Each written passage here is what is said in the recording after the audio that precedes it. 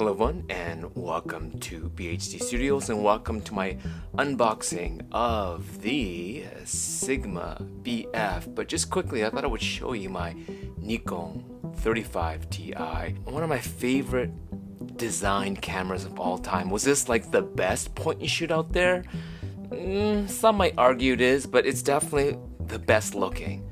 This is just beautiful design, and that's what I liked about camera design in the past. Is sure, they were functional, but they also looked great, and I am happy that Sigma made the BF. Now before we unbox the box is actually pretty cool as well. Sigma makes everything, or pretty much everything, in Japan, and that's one thing I really like about Sigma. And over the years their packaging just gotten better, and this BF is kind of embossed here, or debossed, whatever you call it.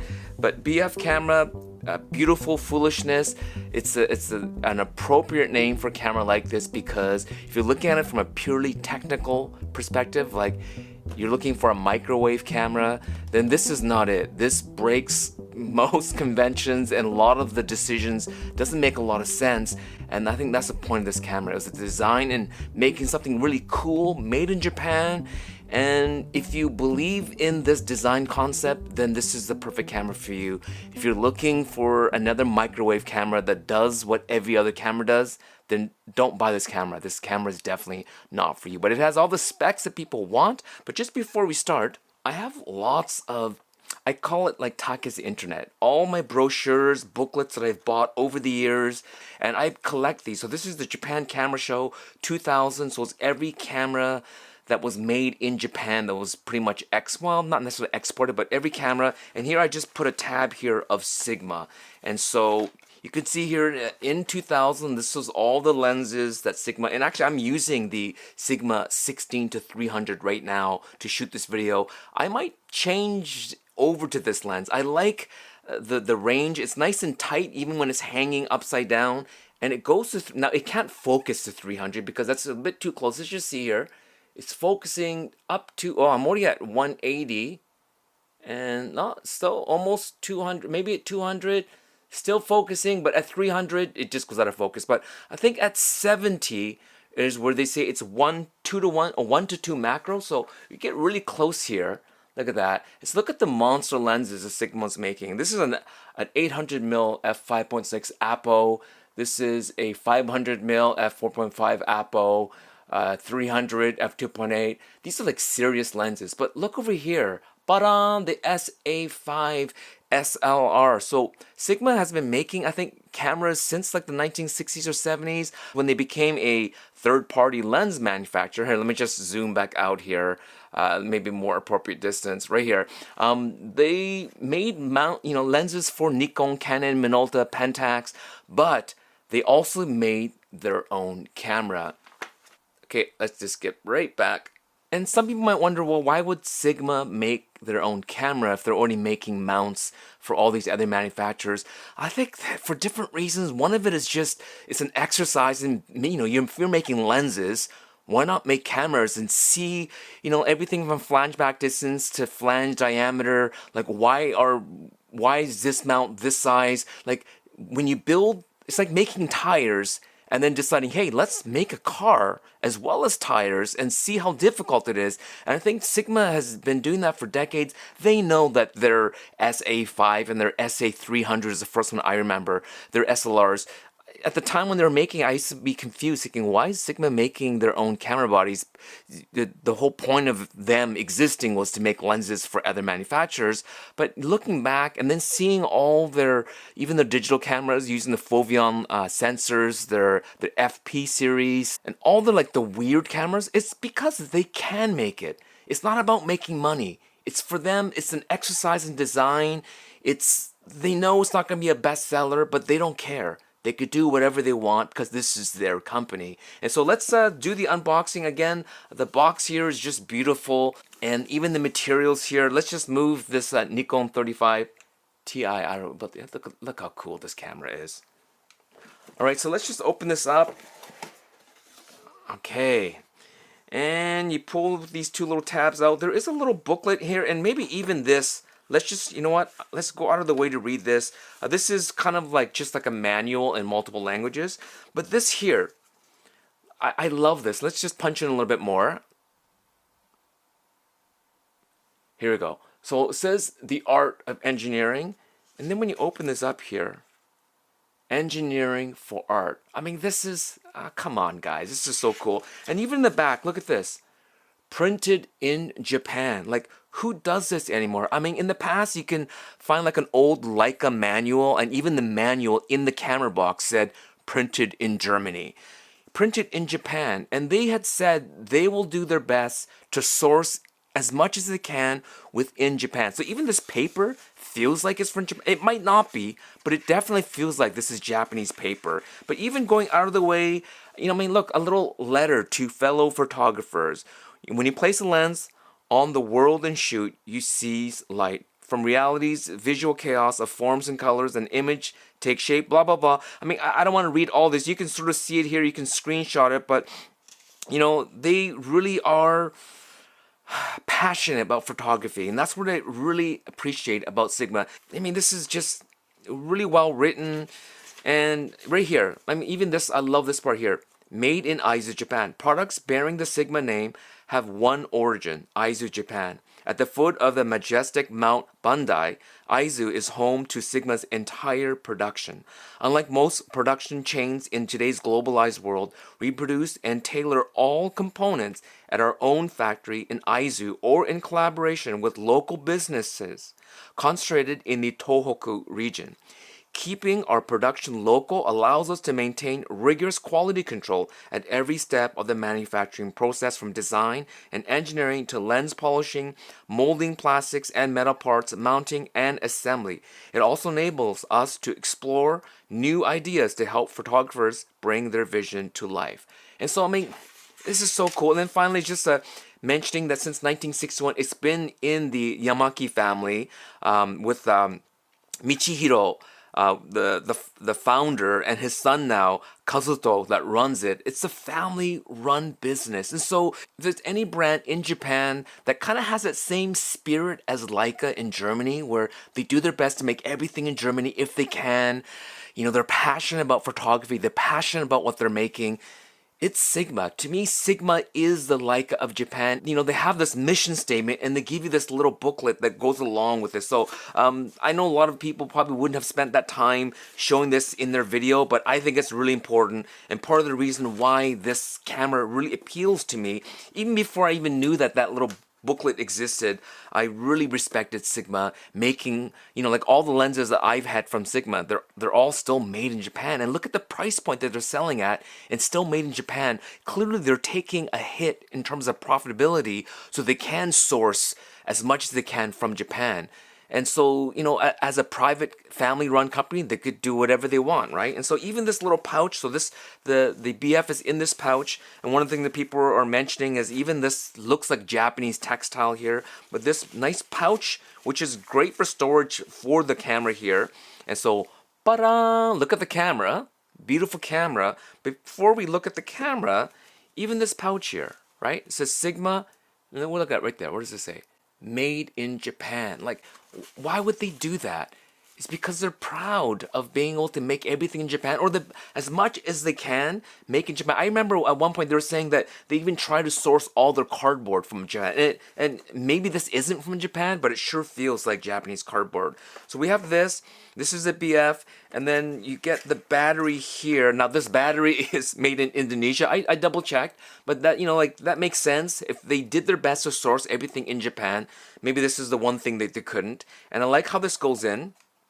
I never put it in before, and just clicks in like that, right? And so it reminds me of everyone saying that this is like Apple-like design. If Apple would make a camera, they would. No, this is the Leica T. If you remember the Leica T, it was an all aluminum unibody construction. It had an integrated battery system like this. It had basically mostly a screen interface. It was even simpler than the BF, and it had built in, I think it was like 64 gigabyte, I can't remember, but it had built-in memory, which at the time was quite unique. Like, it was big enough that you didn't need a memory card. And this also has 230 gigabytes of internal memory. And so to me, this reminds me of the Leica T. It was an Audi design. It was really like designed forward, and you could tell that people that bought it liked the design. And likewise, this camera here is a design-centered camera. You're buying this because you like the way it looks. Sure, it's full frame. So let's just take this off here. Look at that. It's a full frame sensor in here. So like the FP, there is no shutter because it's just too small. So you're using electronic shutter for all your stills. And for video, obviously, it's just, you know, for video. But I wouldn't care to use this for video. This doesn't have IBIS. It doesn't have most of the I/O that you would probably want. You have like USB-C. It shows you where the sensor is right there. And it has this nice kind of, let me just try to zoom in again. Can you see that? Can you see that? That kind of knurling over here, and that's really cool. And you got the one shutter button up top here, and you got your two microphone holes, and then you have this knurled controller. I'm not gonna go over the internals and how this, like, even turning it on. I think it's like a long press. There you go, and that's it. Now this is turned on, but I don't have anything in here. No image, of course.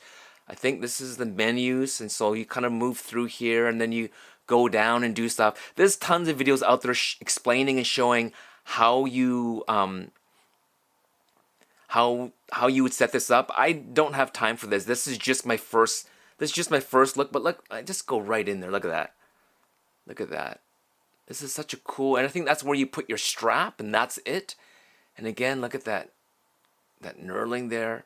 I mean, this is just a beautifully made camera. Let's zoom back out. All right, so I think that's pretty much it. I don't think you get anything else in here. I checked the box kind of. Maybe there's something in here. I don't think so. Everything else you have to buy as an accessory, which I didn't get. But again, the box is nice. Maybe I'll even just look at that. I'll put this up here like this. So you have the box, and let's grab some stuff here. Oh, Sigma also sent me. They redid their contemporary series lenses. I had the 24 f2. Beautiful, beautiful, optically beautiful, well constructed. Having a physical aperture ring is great. And again, if you just look at this here. Look here. Oh, see, I love this. Here, let's just zoom in. Bada boom. What do you see there? Made in Japan.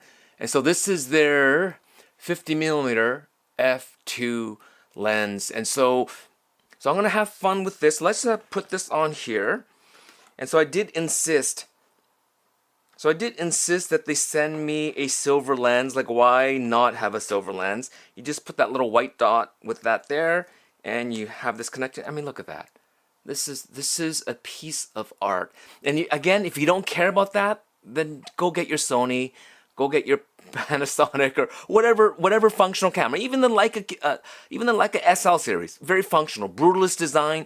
Also very design forward, but this is clearly like there's just like strap lugs, but there's no like double strap lugs, which will make it difficult to carry. And there's no EVF, no optional EVF, and now you can sort of see here the focus is working. It uses both contrast and phase detect, but I mean this is look at this. And let's just here. So this is the SL2, right? And so both these cameras are, here, let's maybe move the box here. Both these cameras are L mount, right? It's part of the L mount alliance, and that's where Sigma, like I said before, they made their own camera bodies back in the 90s and 2000s, and their mount was just their own mount. And like I said, back then I was thinking, what's the point? Why would you buy a Sigma camera and only put Sigma lenses? Because Tokina and Tamron and other manufacturers' lenses wouldn't fit on the Sigma. So it made sense to buy a Canon or a Minolta or a Nikon and then buy Sigma, Tokina, Tamron lenses, any third-party lenses, as well as that OEM manufacturer's lenses. But now L mount makes sense. I'm glad that Sigma joined the L mount so that their lenses will also work on Leicas. And of course, you could put Leica lenses on the Sigma. So let's, it's gonna look silly, but here is the 35 Apo, and here is the 50 f2. And so this obviously will fit on the Leica, right? This actually kind of looks pretty cool. And then here is the 35 Apo, Summicron Apo, boom. So it works. So if you already have these lenses, and you need a B cam, or in a pinch you need something like this, it will work. But just looks silly, right? I mean, does this even make sense? What I think makes sense is, again, if we're talking about style, is here I have the 50 LMR M collapsible. Now I won't collapse the lens, even on, for instance, this lens won't collapse on the SL2. You have to leave it out extended. But here is the Light Lens Lab M to L mount adapter with the helicoid. And so what I'll do is take this off here. I mean, that's, look at that size of that sensor for this size of camera. This camera is tiny. All right, and then put this on here. And now, without collapsing this lens, because I don't want this back end to hit, I don't think it will hit other than maybe the housing of the sensor, but let's now put this on here. There you go. Now it's on.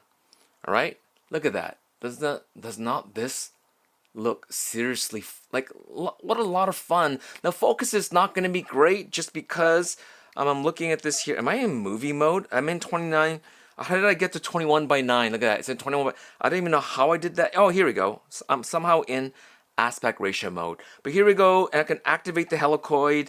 And so maybe you can see, I'm going to go minimum focus. This should work here. So let's just see. And then now activate the helicoid. I mean, is this working? Maybe it's working too much, or maybe it's not working well enough. Yeah, it works. It works, but the camera can't capture how well. It's basically like from here to here. Let's just see here. Yeah, it works from here to here, but you can't see it.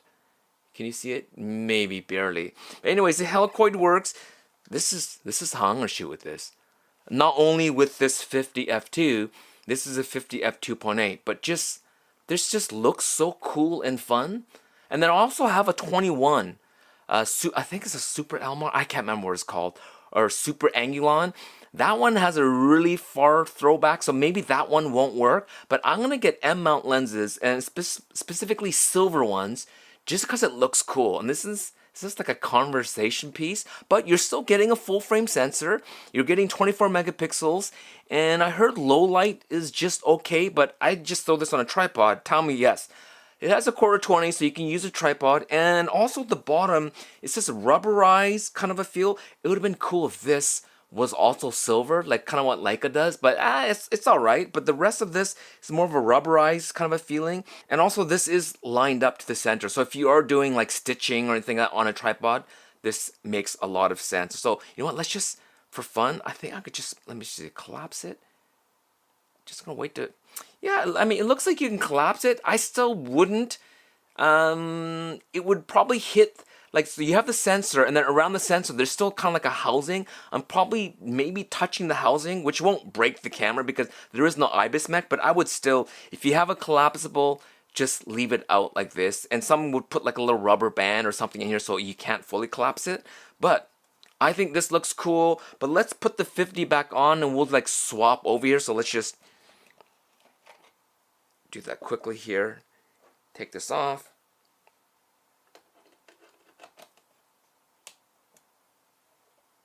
All right. Bada boom. Look at that. And so again, 50 f2. I would love to have had the 24 f2. You guys know I'm mostly a wide angle shooter, but 50 f2, I think maybe I'll try some portraiture and some more kind of abstracty kind of street photography with this. And then as you can see, again, it's the L mount, so you can go between these cameras here. So having something like this for a workhorse, I love the design of the SL, but it's still more work than it is play. It's more brutalist design, serving function more than it is serving design, although there's a lot of cool design elements to it. This thing here is just, to me, it's all design, which I'm cool with. I know what this is meant for. It's beautiful foolishness. This is the kind of stuff you want to do, right? It's just goof around, play, enjoy making pictures. Who cares about IBIS and those things? Most of my favorite cameras, you guys know, don't have IBIS. Even in the Fujifilm ecosystem, the X100F I have, the X-Pro3, the new GFX 100 RF, No IBIS, doesn't need it. My M7, my M10-R, no IBIS. I don't need IBIS. I have IBIS here, but when it gets to the point where I need IBIS, then all I do is use a tripod. But here we go. Sigma BF, beautiful foolishness with their new lenses, made in Japan. What do you guys think? I think this is awesome. Let me go out and shoot with this. Thank you so much, Sigma Canada, for sending this out to me. We'll see if I decide to keep this. I gotta figure out what strap to use. And then there are some third-party manufacturers that are starting to make kind of like housing for this, where it gives you like regular strap lugs and other cool features, maybe Arca Swiss connectors in the bottom.